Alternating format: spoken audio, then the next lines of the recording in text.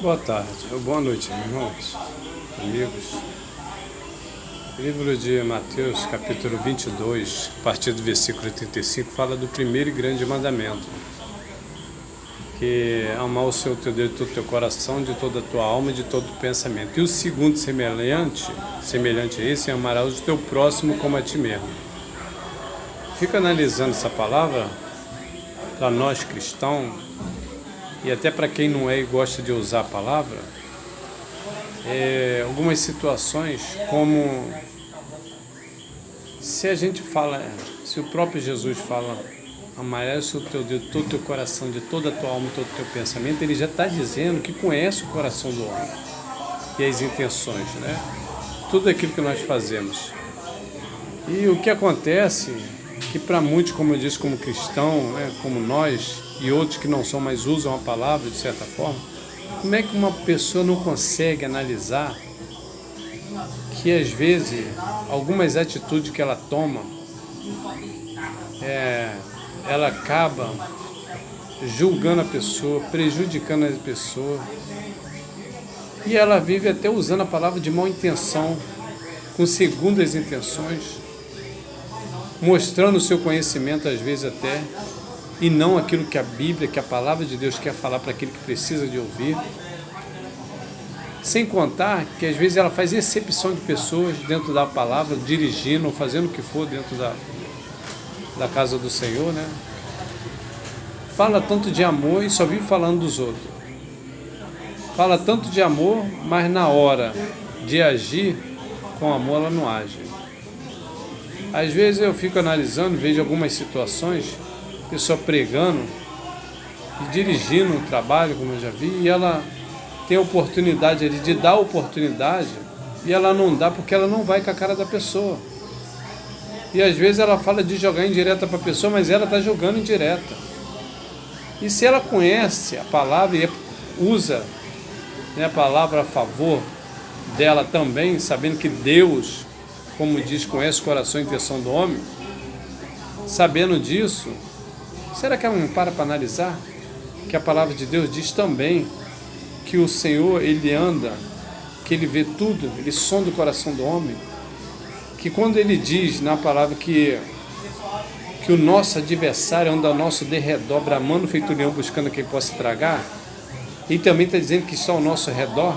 E se ele está ao nosso redor, quando você fala de uma pessoa, ou quando você fala, ou você toma alguma atitude, seja com ela de julgamento, ou seja, de desfazer da pessoa, se achar melhor do que a pessoa, ela está fazendo, mas ela não está fazendo também conta de que Deus está perto dela.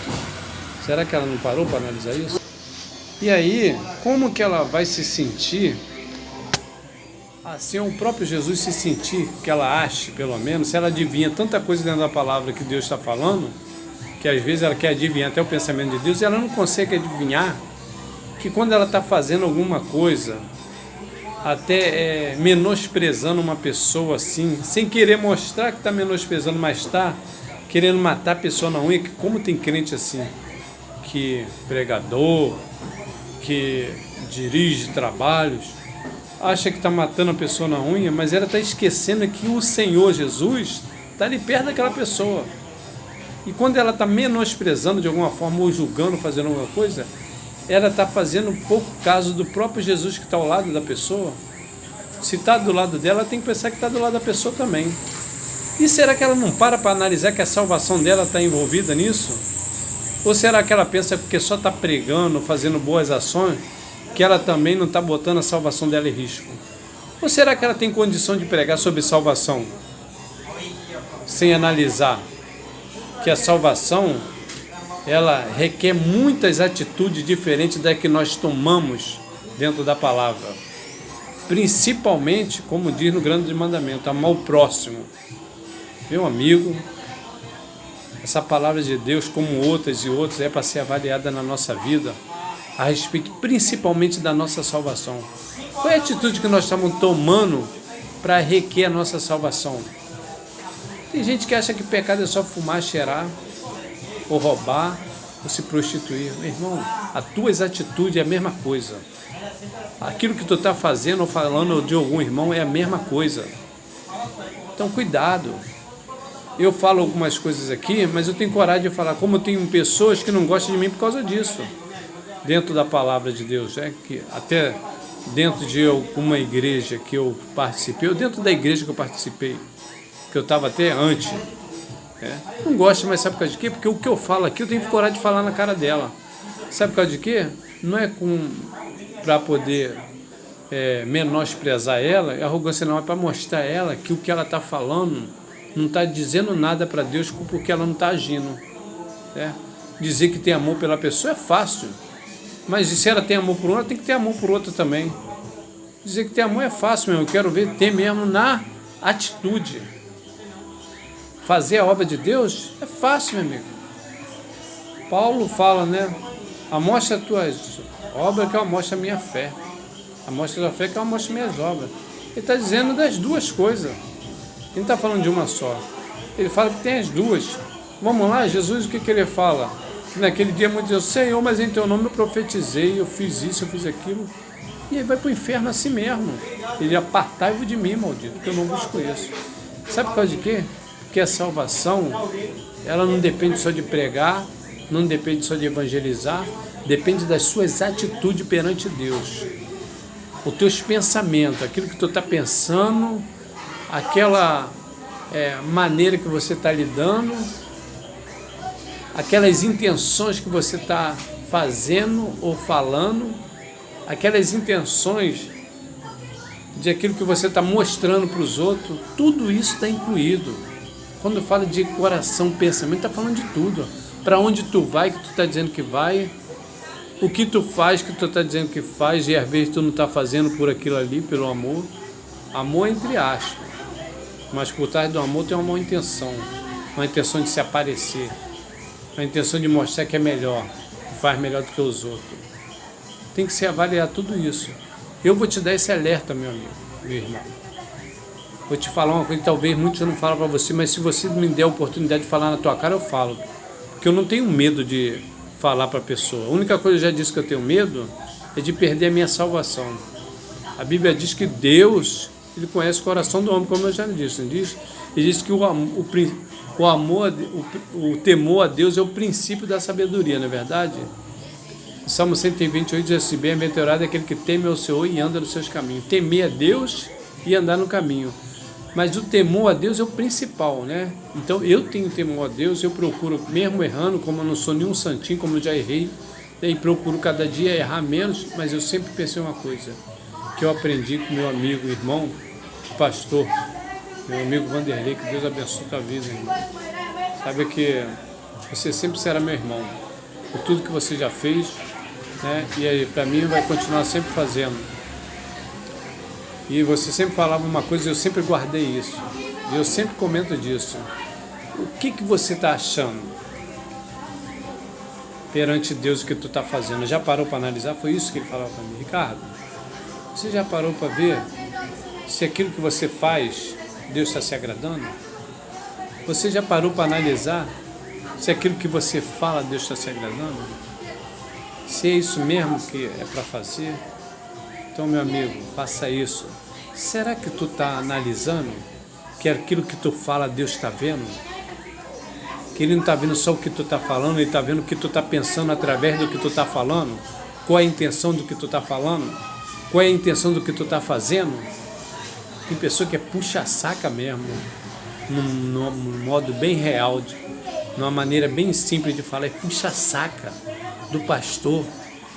Faz as coisas para o pastor porque ela quer ter um direito a alguma coisa. Ele é puxa-saca de algum tipo de pessoa que traz benefício para ela, independente de ser pastor. Pode ser até de patrão, ou seja, de empresário. É puxa-saca.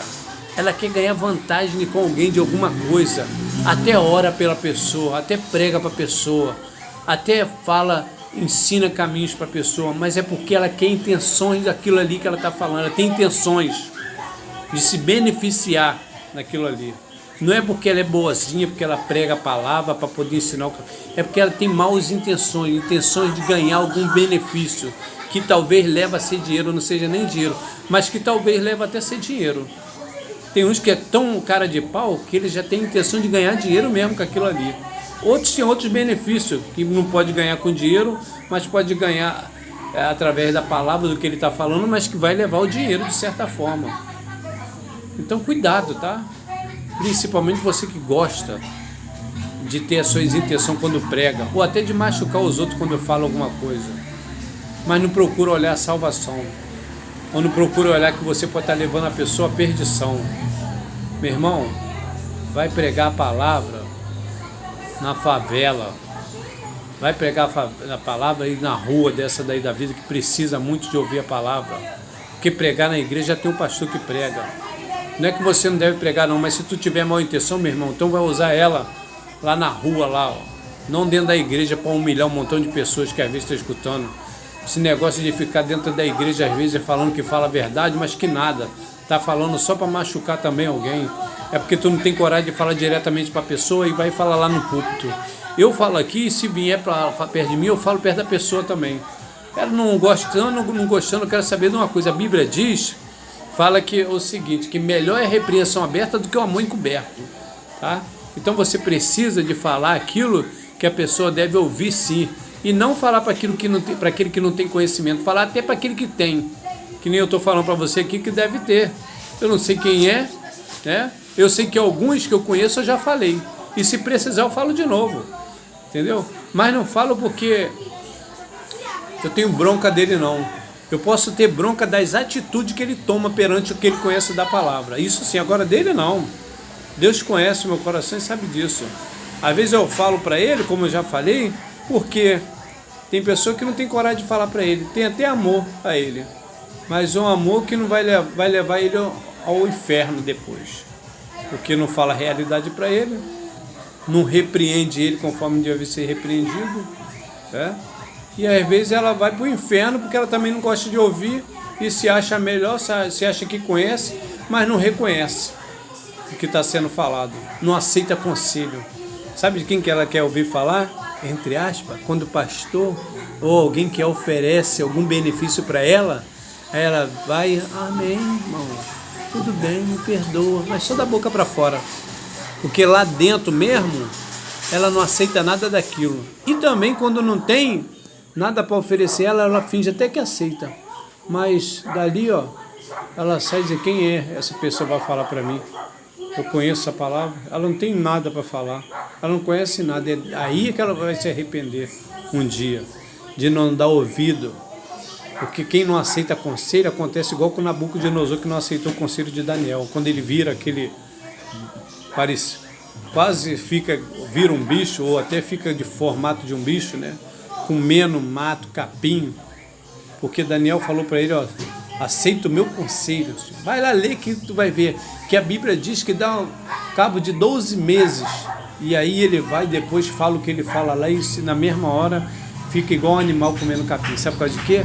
Porque a Bíblia fala lá, porque ele não aceita conselho, que é fácil, não aceita conselho porque o cara não tinha o padrão de vida dele, não era um rei também, ou não era mais do que ele, senão talvez aceitasse.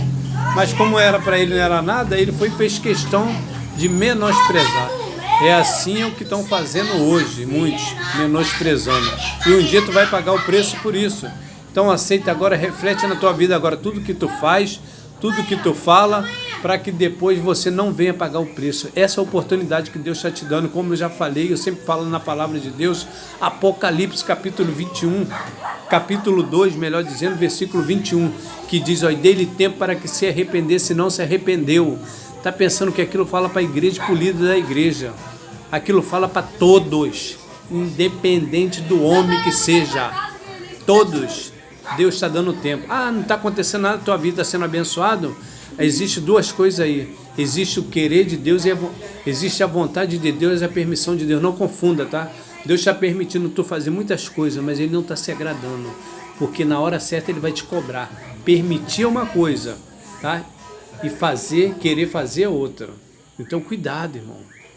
A vontade de Deus, melhor dizendo, é uma. Nem sempre é a vontade de Deus. Já parou para refletir se é a vontade de Deus mesmo ou se é a tua vontade de se aparecer ou de ganhar? Tá ganhando um montão de coisa e fica dizendo que Deus está te dando. Deus está te dando, não. Deus está permitindo tu ganhar. Mas na hora certa Ele vai te cobrar. Se tu não se arrepender e não reconhecer os teus erros. Aí tu fica fazendo os outros, até às vezes tem inveja de tu. Ou querendo se mostrar para os outros que tu tá, Deus está me abençoando. Tá nada. Deus está permitindo tu até ser, entre aspas, abençoado. Mas naquele grande dia, Ele vai te cobrar se tu não se arrepender, tá? Então guarda essa palavra. Reconheça o que tu está fazendo. Analisa o que tu está falando. As tuas atitudes que tu está tomando. Porque Deus conhece o teu coração. Deus conhece.